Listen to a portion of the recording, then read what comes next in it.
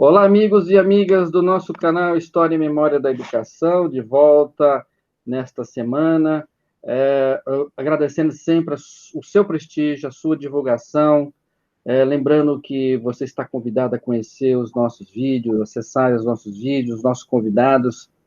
Nós estamos completando aí um ano, né, no próximo mês, no mês de abril, no final do mês de abril, no mês de maio, estaremos completando um ano de canal e queremos agradecer, né, de coração a todos vocês pelo apoio, por aquele prestígio e antecipadamente aos nossos convidados, né? Esse é um espaço de reflexão no sentido de contribuir com as discussões, dar visibilidade aos estudos sobre a educação brasileira. E lembrando que no próximo dia 14, né, na próxima semana, nós estaremos iniciando aqui o ciclo de debates. Nosso canal estará transmitindo, junto com o canal História, Trabalho e Educação no Brasil, o ciclo de debates, Pedagogia Histórico-Crítica, Políticas Educacionais e a BNCC, um conjunto de professores, de pesquisadores que estarão apresentando aqui reflexões sobre essas temáticas. Bem, nesta semana, no nosso vídeo de hoje, temos aqui uma convidada, né, que vai trazer uma contribuição muito importante para essa temática. Estamos recebendo sugestões de pedagogos, de professores da rede, sobre várias temáticas, e esse tema sempre vem sendo colocado aqui. Queremos, né, e vocês já estão vendo aqui, a nossa convidada da semana, né, a professora Jocely Arruda, né, professora da UniOeste. Professora Jocely, queremos agradecer a sua presença no nosso canal, é uma honra para a gente contar com a sua presença, e daqui a pouco nós vamos apresentar você, para quem não conhece. A Jocely é uma professora já de longa data na UniOeste, né, com inserções na rede de escolas. Professora Jocely, muito obrigado pela sua participação, hein? Oi, João Carlos.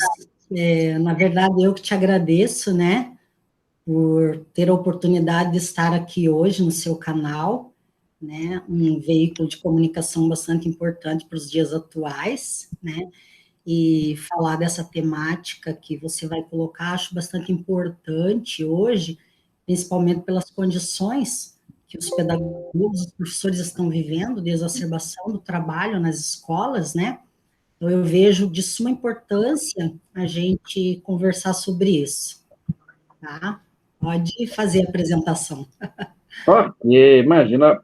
Bom, a professora Jocely de Fátima Arruda Souza, né, ela tem mestrado em Gestão e Políticas Educacionais pela Universidade Federal do Paraná, ela tem um doutorado em Políticas Públicas e Formação Humana pela Universidade do Estado do Rio de Janeiro, e ela é professora, como eu disse, da UniOeste, campus de Foz do Iguaçu, no Colegiado de Pedagogia, e tem uma experiência, uma longa trajetória já nas disciplinas de cunho metodológico, política educacional brasileira, organização do trabalho pedagógico, e vem desenvolvendo pesquisas atualmente na área de política e formação de professores.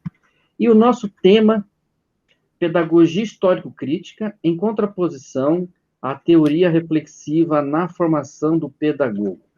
Bom, é claro que o tema da formação de professores no Brasil, né, professor Jocely, é um tema da maior relevância, né, a preparação desses profissionais da educação. Então, nós queremos saber, Jocely, né, quais as reflexões que você tem feito, né, quais as questões que você vem discutindo, vem estudando, pesquisando em torno dessa temática, ou seja, a PHC, né, as contribuições que a Pedagogia Histórico-Crítica vem oferecendo há muito tempo na formação do pedagogo. Jocely, quero deixar você à vontade, e quais as reflexões que você tem feito em torno dessa temática? Certo, João. Eu vou seguir um roteirinho que eu tenho aqui, e assim, vou parar sempre para tomar minha água.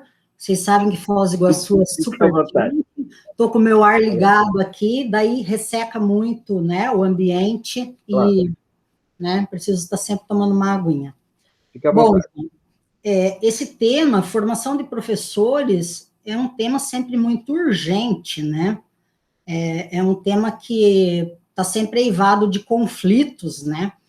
E esse tema faz parte das minhas pesquisas desde que eu me inseri na graduação.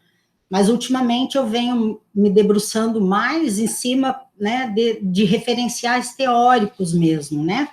Daquilo que os cursos de pedagogia, isso fez parte da minha pesquisa de doutorado também, da formação que os cursos de pedagogia oferecem, né? Ou seja, nos quais o PPP dos cursos de pedagogia está pautado, né, para formar os pedagogos e professores de uma forma geral, né? Eu vou começar resgatando um pouco do contexto histórico da sociedade capitalista, de algumas décadas anteriores, no sentido mais genérico primeiro, e depois eu vou trazer mais especificamente para o contexto brasileiro, né, para a gente entender melhor como se dá, né, a inserção dessas políticas dentro da sociedade capitalista. Por que falar de capitalismo? Porque as políticas sociais, as políticas para a formação de professores, de pedagogos, elas estão intrinsecamente ligadas, né, ao modelo de sociedade a qual está inserido. O capitalismo é um modelo de produção desenvolvido em praticamente o mundo todo, né, teve seu maior desenvolvimento ao longo dos 3 últimos séculos. Cada país, claro, desenvolveu esse modelo de produção de acordo com as suas peculiaridades, mas todos se viram sujeitos às mesmas leis, principalmente as que incluem a divisão social do trabalho, né, internacional do trabalho, sobre as bases do mercado mundial. A dinâmica de uma sociedade capitalista, nós sabemos que ela muda conforme a sua estrutura é alterada, ou seja, em cada momento histórico há uma regulação do trabalho diferenciada, que devem ser consideradas como acomodações desse modelo, em diferentes conjunturas. Isso é bem visto num livro que eu estou, inclusive, lendo, que é de uma... bom, depois eu vou mostrar a capa para vocês, daí... chegou ontem meu livro, então não estou muito familiarizada, né? Voltando ao capitalismo, né, no final do século XX, podemos dizer que a exacerbação do capitalismo se deu sob a forma da ofensiva neoliberal, né, e da globalização, que nada mais é do que novas possibilidades de reprodução do capital e do próprio capitalismo de se recompor, de se ressignificar, de se rearranjar, né. Essa agenda neoliberal, ela teve início na década de 70, não no Brasil, né, mas ela teve no sentido mais Estados Unidos, Inglaterra, Chile, com o fim do estado de bem-estar social, né, o chamado welfare state, que foi instituído no pós-Segunda Guerra. Então, começou com Ronald Reagan nos Estados Unidos, depois Thatcher na Inglaterra, e depois da deposição de Salvador Allende no Chile, né. No Brasil, essa onda, ela não chegou na década de 70, ela tardou um pouquinho mais, mas chegou na década de 90, quando recém tínhamos saído, né, estávamos saindo do regime militar, já tivemos as primeiras amostras desse modelo, na reorganização daquilo que tínhamos como capital naquele momento no Brasil, né. Vários autores nos mostraram que com a abertura política e econômica que iniciou no final dos anos 80, o Brasil estava com o terreno pavimentado para receber as orientações dos organismos multilaterais, né? Primeiro com o Fernando Collor de Mello, depois com, mais acirradamente, podemos dizer assim, com Fernando Henrique Cardoso, né? A partir desse momento, no Brasil, quem dava as coordenadas para os novos rumos da educação era o Banco Mundial, o FMI, o BID, o BIRD, né? Bom, entrando agora no quesito formação. A primeira questão que eu acho, assim, bastante importante mencionar é que quando eu falo de formação, eu preciso pensar no papel crítico do professor, do professor das áreas do conhecimento, né, o pedagogo generalista também, o pedagogo que desenvolve o trabalho de orientador, supervisor nas escolas, né, então esse papel crítico que ele deve ter ao desenvolver o seu trabalho, principalmente naquilo que condiz a articulação do trabalho pedagógico, né. E para pensar esse papel crítico, eu preciso pensar dialeticamente, ou seja, através do princípio dialético. Mas pensar dialeticamente não é apenas pensar as contradições, que é uma categoria marxista, mas pensar por contradição. Isto é, pensar por contradição é superar os limites da concepção de formação do pedagogo, por exemplo, aquelas formuladas nas diretrizes curriculares, né, nacionais de 2006, ou aquelas da BNC de 2019. Como eu faço isso? Como eu penso por contradição? Eu faço isso quando eu penso numa formação voltada ou que leva em conta, que leva em consideração a sociedade capitalista que vivemos, né, que é dividida em classes e tem diferentes interesses, e tem interesses antagônicos, né? Eu, enquanto formadora de professores, de pedagogo, preciso pensar num curso de pedagogia, uma formação que traga na construção do seu projeto político-pedagógico, que é o documento norteador de das escolas, dos cursos de pedagogia, né, que pense, que desenvolva uma concepção de homem, de sociedade, pautada num referencial teórico que emancipe o ser humano, que forme para a emancipação humana. Qual é esse referencial teórico, né? Nós trabalhamos com o materialismo histórico dialético, no qual está fincado, né, as bases da pedagogia histórico-crítica da qual nós trabalhamos. E para pensar nisso, eu tenho que citar o precursor da pedagogia histórico-crítica, né, o professor Saviani, que nos coloca, assim, assertivamente que o nosso papel enquanto pedagogo será se estivermos a serviço do desenvolvimento do capital, dos interesses da classe dominante, dos proprietários dos meios de produção, ou será outro, né, se no nosso trabalho nos posicionarmos ao lado daqueles que vendem a única coisa que tem, a sua força de trabalho, ou seja, estar a favor dos interesses da classe trabalhadora. E segundo o professor Saviani, não há possibilidade para uma terceira posição, né? Aquela que a gente vem vendo muitas pessoas no nosso entorno, hoje em dia, tomar como posição a neutralidade, né? Então, segundo ele, isso não é possível.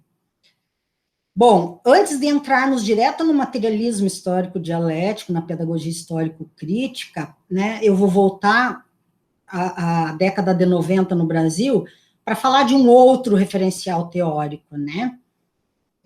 A teoria do professor prático reflexivo, ou teoria reflexiva, também é chamada assim, né?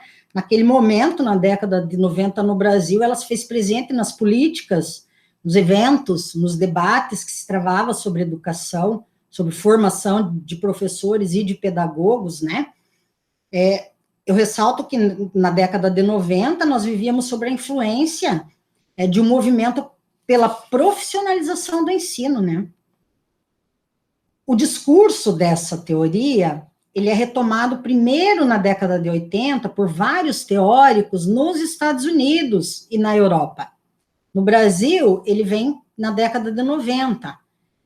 Eu preciso citar o expoente, né, dessa teoria, que é o John Dewey, que foi um pedagogo e filósofo estadunidense, que foi o precursor da reflexão pedagógica inovadora. É aquilo que na Europa hoje a gente vê bastante em voga, que eles chamam das pedagogias ativas, né? E no Brasil aquilo que nós chamamos das pedagogias do aprender a aprender. Dewey, ele iniciou suas formulações em torno de propostas que fundamentam o conceito da reflexão. A reflexão que valoriza a prática e o cotidiano experiencial da vida, ou seja, para ele, os conhecimentos escolares e de formação deveriam estar articulados à vida, como se não tivessem, né? Como foi o pai do pragmatismo, nós podemos dizer que, para ele, a educação deveria ser menos intelectualista e mais pressuposta na experiência. O pensamento reflexivo, para ele, é a melhor forma de se pensar a educação, pois defendia o ensino pela ação e não pela instrução. A educação, para ele, é estar continuamente reconstruindo a experiência concreta. Uma aguinha. Bom, ou seja, a educação para ele continuamente estar reconstruída a experiência concreta, nada mais é, em sua visão, que uma constante reconstrução da experiência, de modo que cada situação, problema, a reflexão e a ação entram em sintonia para resolvê-lo, pois, segundo ele, o êxito do processo educativo ocorre quando um grupo de pessoas se comunica e troca ideias, sentimentos e experiências entre si sobre as situações práticas do cotidiano, do dia a dia, o cotidiano que nós já conhecemos, né? Da escola nova e tudo mais. Preciso citar um outro expoente, né, que se pautou no Dewey, que é o Donald Schoen, que também é um estadunidense, foi pedagogo e filósofo. Ele faleceu em 97 do século passado, 1997. Que, como Dewey, ele também é um expoente dessa teoria, na esteira do pensamento de Dewey, que a base teórica desse educador se pautou, né, principalmente quando ele fala da elaboração do conceito da prática reflexiva, assim como o Dewey. Para essa elaboração, ele centrou seu trabalho como pesquisador e consultor nos temas sobre aprendizagem organizacional e na eficácia profissional. Uma coisa, assim, bem qualidade total, né? Bem da sociedade que a gente vê o Brasil caminhando na década de 90, né? O Schoen se tornou referência teórica em vários lugares do mundo na década de 80, na formação de professores. As suas produções começaram a se tornar mais conhecidas a partir da década de 80, né, nos Estados Unidos, e depois, em 1992, com a publicação do livro intitulado Os Professores e Sua Formação, organizado por Antônio Nova, um teórico português bastante conhecido no Brasil, que vem muitas vezes no Brasil em eventos, né, escreve muito sobre formação de professores, ele é bem conhecido. Dos nossos professores das universidades brasileiras. Na verdade, na Europa, essa epistemologia da prática que nós chamamos da teoria do professor prático reflexivo, também, né, que também é chamada assim, ela contou com a produção de muitos autores, assim, de renome, Penaud, Delors, o Nova, Isabel Alarcão, entre muitos outros, né? E chegou ao contexto brasileiro com a adesão de alguns teóricos na área de formação de professores, principalmente quem pesquisava e escrevia, né, sobre estágio, sobre a prática de ensino, né? Que também está dentro da formação de professores. Essa teoria defendida por esses professores, por esses pesquisadores, ela é transposta para o campo da formação de professores e trazida para o Brasil, né, naquele momento, quando passávamos por uma reforma administrativa, por uma reforma na educação, né. Esse modelo encontrou o terreno propício aqui no Brasil para se lançar, pois vivíamos uma ordem, né, a adesão de uma ordem neoliberal capitalista de produção que já indicava que a sociedade necessitava de um novo modelo, de uma nova formação, né, para uma sociedade em formação, ou seja, nós precisávamos formar um trabalhador polivalente, um trabalhador que soubesse atuar em situações adversas. Por isso, como eu falei anteriormente, encontrou aqui um perfeito terreno para se firmar, né? Fez muito sucesso na época, hoje menos. Um dos primeiros trabalhos sobre essa temática no Brasil é o livro Professor Reflexivo no Brasil, Gênese e Crítica de um Conceito. Esse livro foi organizado por Selma Garrido Pimenta e Evandro Guedin. Ele data o ano de 2002. Nele, ela começa dizendo, todo ser humano reflete, ou seja, a reflexão é um atributo dos seres humanos. Ela afirma que isso é o que nos diferencia dos outros animais. Claro, óbvio, né? Ora, os professores, como seres humanos, refletem. Assim ela questiona, então por que essa moda de professor reflexivo, né? podemos dizer que naquele momento, né, na década de 90, o discurso desses autores estrangeiros que eu citei, e desses brasileiros, né, eles defendem essa teoria e eles dizem que os cursos de formação de professores, precisamente, eles se reportam ao curso de pedagogia, né, eles dizem que esses cursos são carregados de teoria, né, e que essa teoria está desvinculada da prática. Por isso, quando esse professor vai para a escola, segundo eles, não consegue resolver os problemas de aprendizagem, porque não entende a maneira como se processa o raciocínio em seus alunos. Ó, a Selma Garrido Pimenta ainda ressalta que a perspectiva da reflexão em análise, ela foi amplamente difundida e apropriada por pesquisadores brasileiros da área de formação de professores na década de 90, né? Para ela também ocorreu uma apropriação indevida da teoria, à medida em que se subtraiu dela sua potencial dimensão político-epistemológica, que ela acabou se transformando, muitas vezes, num conceito de um mero termo, ou ainda uma expressão de moda. Ela enfatiza que a dimensão político-epistemológica, devemos enfatizar que nós não encontramos essa dimensão político-epistemológica dessa teoria, né? Ela enfatiza que essa dimensão foi apropriada de forma que se traduziu na Espanha e em Portugal em medidas para efetiva elevação do estatuto de profissionalidade docente e para a melhoria das condições escolares. Ainda afirma que não apenas transformaram as condições de formação de professores, mas melhoraram também significativamente sua condição de exercício profissional, com jornada de trabalho mais compatíveis, né, salários melhores, né, contribuindo para a elevação do estatuto do profissionalismo docente. Então, enfatizando que nós, na nossa pesquisa, não encontramos nada sobre isso, que comprovasse isso que ela afirma, tá?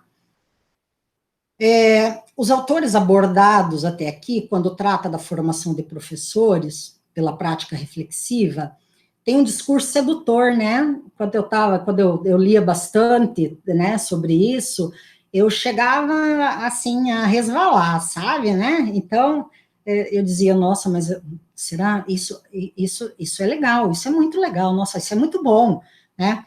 Eles usam muito palavras tipo justiça social, igualdade, autonomia, praxis, né? A praxis, assim, é muito, muito difundida.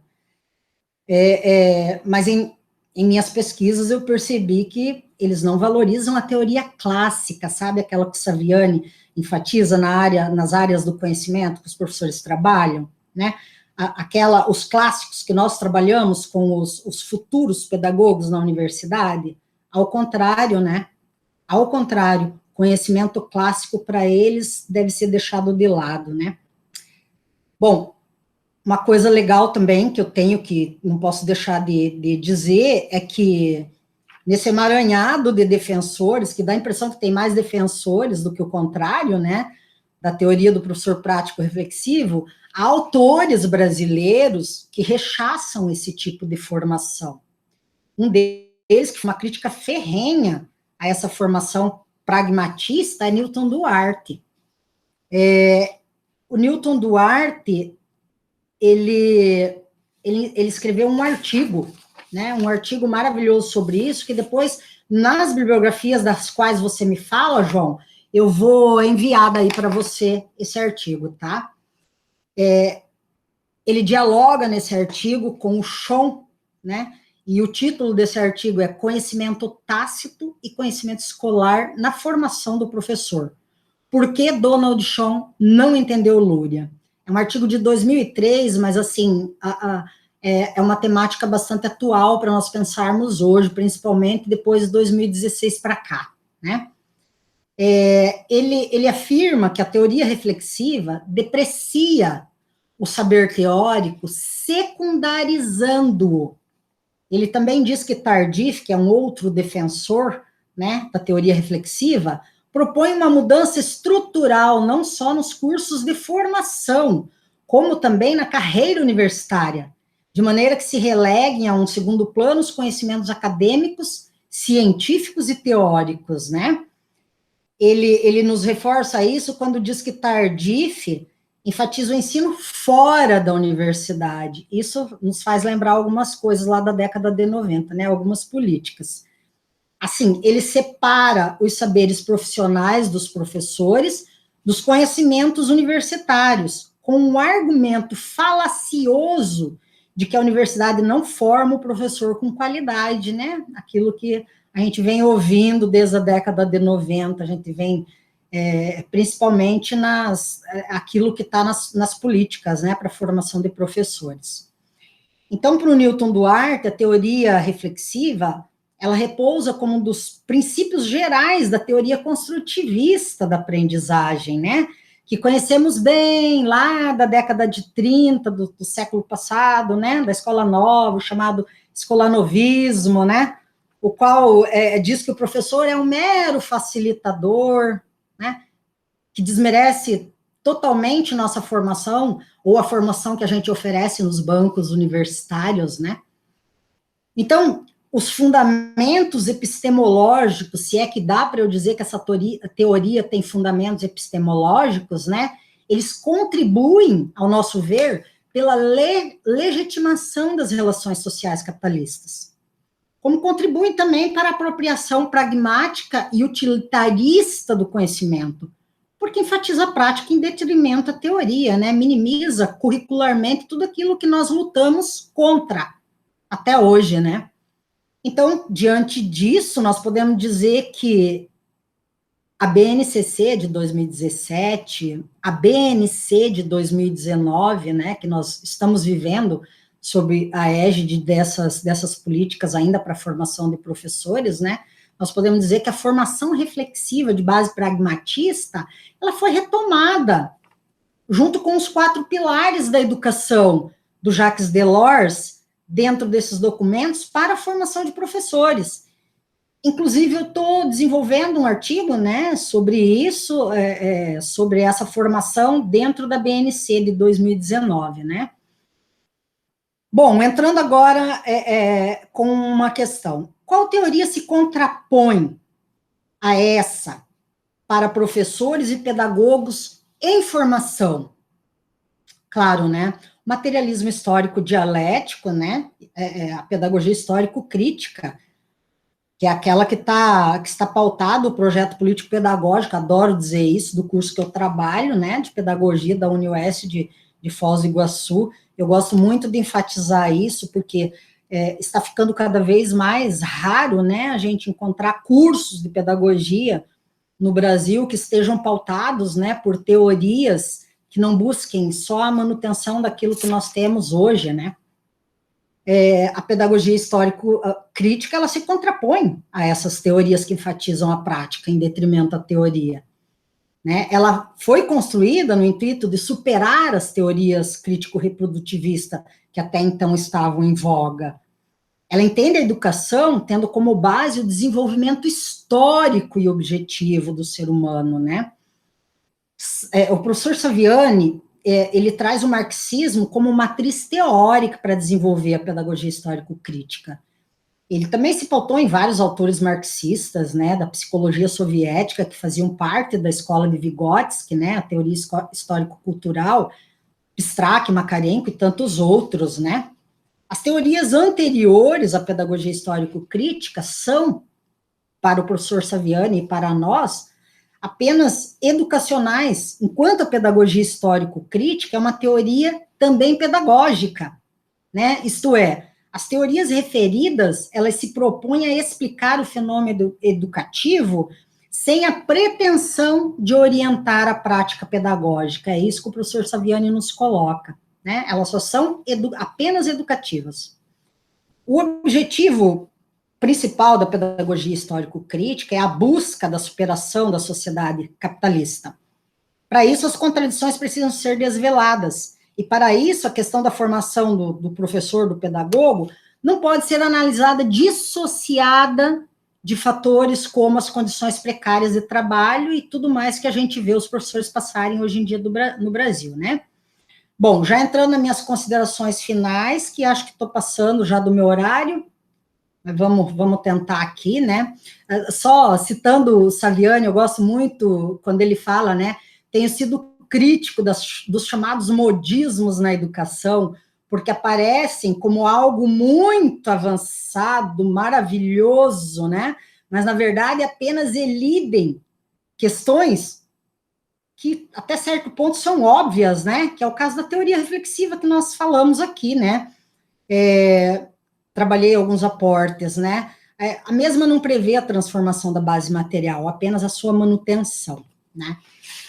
Então, já entrando nas considerações finais, que nós pudemos perceber nas nossas pesquisas sobre isso, é que a epistemologia do professor prático reflexivo está em conformidade, né, em consonância, costuradinha, né, com o modelo de sociedade capitalista de cunho neoliberal que nós estamos vendo desde a década de 80 e da década de 90 no Brasil.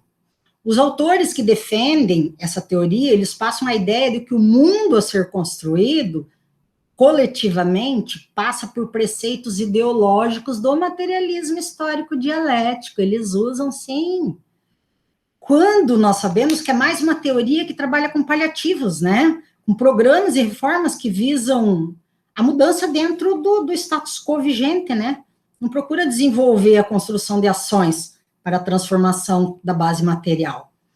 E é nesse contexto de reducionismos da teoria, na formação de professores, que se situa a necessidade de se trabalhar com teorias que busquem a transformação da sociedade, que, no nosso caso, a pedagogia histórico-crítica. Nesse contexto, faz necessário perpetrar um movimento de andar na contramão do recuo da teoria, como diz a Olinda Evangelista, nos pautar em uma teoria que nos leve, de alguma maneira, a buscar alterar as condições da configuração da sociedade presente, né? Pensar a educação também em uma perspectiva emancipatória vai ao encontro, né, da pedagogia histórico-crítica do professor Saviani, né, que se referem à ruptura com a estrutura vigente.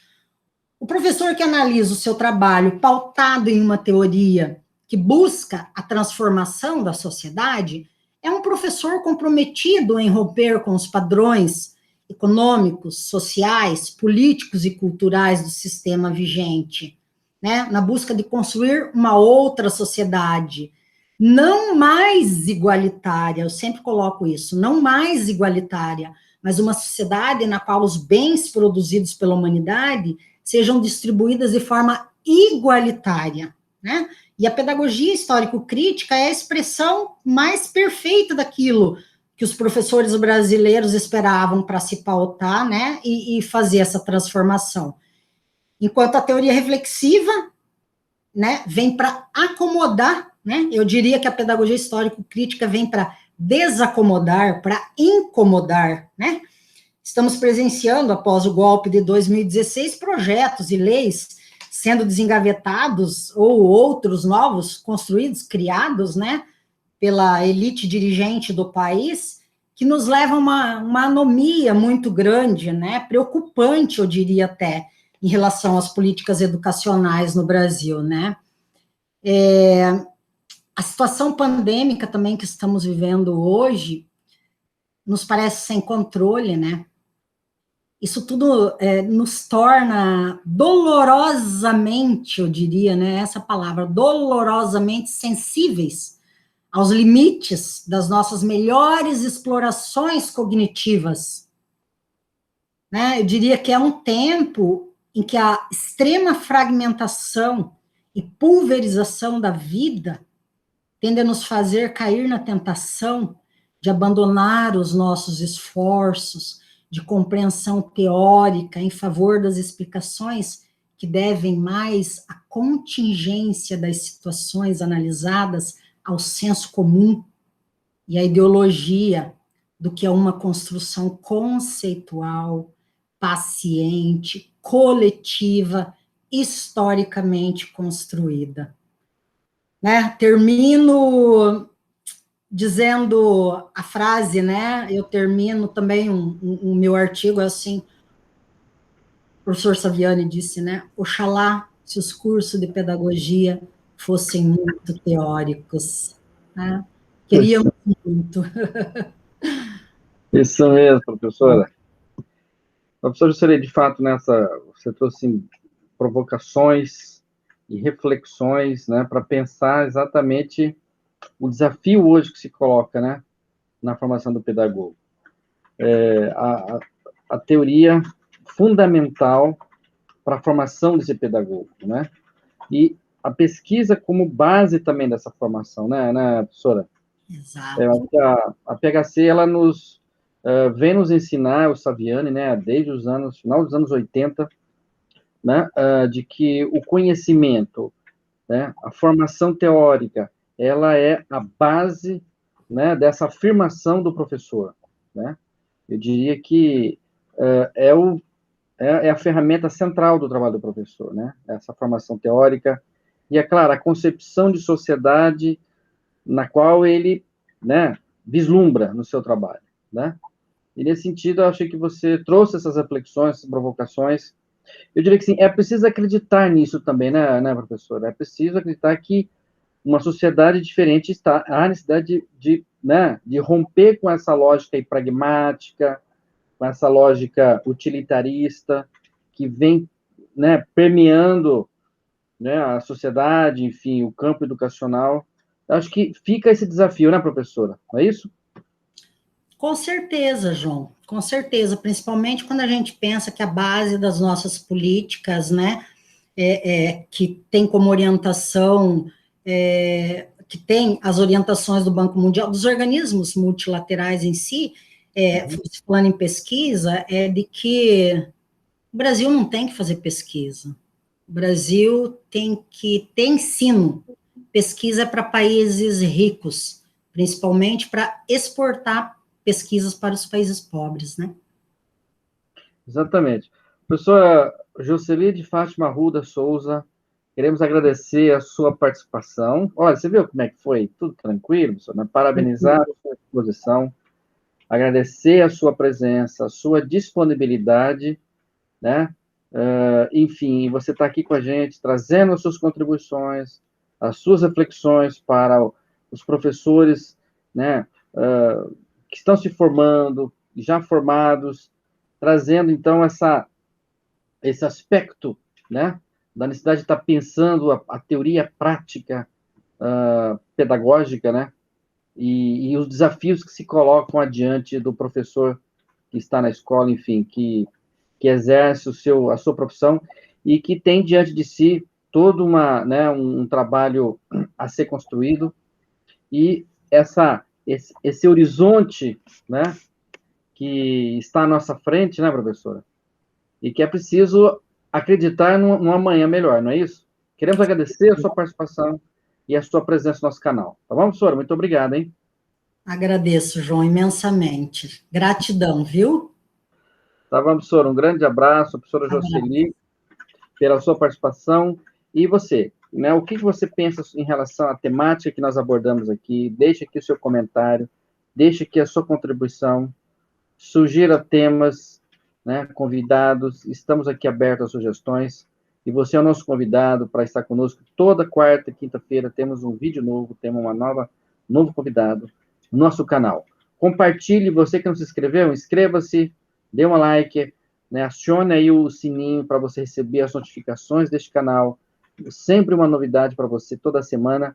Lembrando que no próximo dia 14 nós iremos transmitir às 19 horas, né? Terá início o ciclo de debates, a pedagogia histórico-crítica, as políticas educacionais e a BNCC, com muitos convidados, com muitas reflexões e discussões, apontamentos sobre a educação atual e as perspectivas que virão adiante. Ok?